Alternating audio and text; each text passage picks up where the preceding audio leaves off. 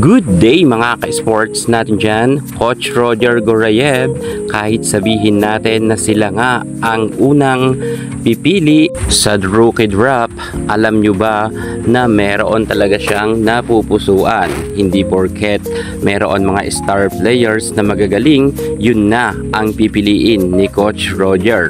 Maraming ang nagulat sapagkat maraming nagsasabi na kinakailangan daw ay si Micaela Belen ang kanyang first choice. Well, sa isang interview sinabi naman ni Coach Roger na nasa listahan naman nila itong si Belen. Pero hindi porket star player ay yun na agad ang kukunin ni Coach Roger. Bakit nasabi ni Coach Roger na hindi basta-basta ang kanyang pagpipili ng mga players kahit mga sikat na ay hindi niya ito choice?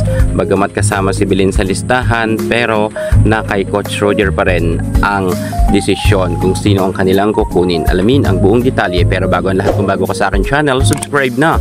Click ang ating notification bell para lagi kang updated sa lahat ng issues sa volleyball. Susunod na.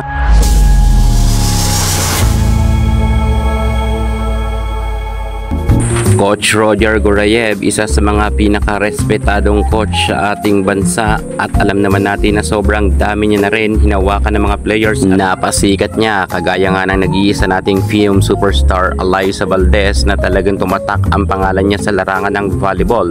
Noon pa man hanggang sa kasalukuyan ay sikat pa rin itong si Valdez. Isa nga si Coach Roger sa mga kumuha kay Valdez nang ito ay nasa UAAP.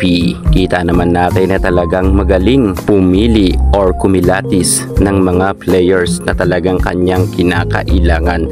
So bakit kaya sa dinami-dami ng mga rookie draft sa kasalukuyan ay nahihirapan si Coach Roger ba pumili? Well, hindi mga ka-sports.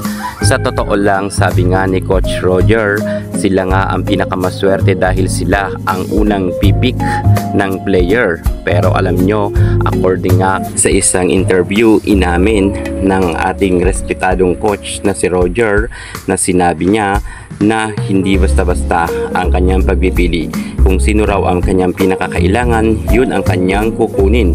Hindi porket mga star players at sikat na, yun agad ang kanyang kukunin.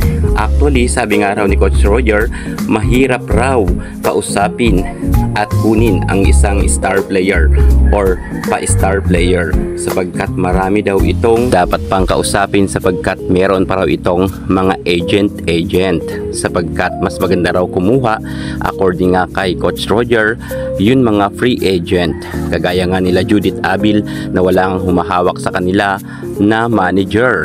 Pahabol pa nga ni Coach Roger, magaling naman daw itong si Belen at nasa listahan naman daw nila ito, pero hindi pa 100% na ito ang kanilang kukunin. Pero ayaw niya raw magsalita ng patapos dahil marami nga raw sumusunod sa kanya na ang kunin raw ay si Belen dahil nga sila ang first pick pagdating sa draft. Pero according nga kay Coach Roger, marami rin mga magagaling na players na hindi lang raw nabibigyan ng pagkakataon at hindi lang raw nakikita ng ibang mga coaches, sapagkat meron daw mga tahimik lang pero may ibubuga pagdating sa larangan ng volleyball. Hindi lang sila sikat, nasa tabi-tabi lang daw, pero yun talaga ang parang gustong kunin ni Coach Roger. Pero hindi niya naman sinabi na ayaw niya kay Belen dahil nasa listahan nga nila ito. Well, choice to ni Coach Roger kung sino ang kanilang unang kukunin. Na name drop niya pa nga ang mga pangalan nila Turing, Malaluan at yung mga taga FEU ay magagaling rin daw. Ano sa tingin nyo? Kailangan ba si Micaela Belen ng Capital One? Comment kayo sa baba. Yan muna ang pinaka-latest natin sa mundo ng volleyball. Thank you so much. God bless.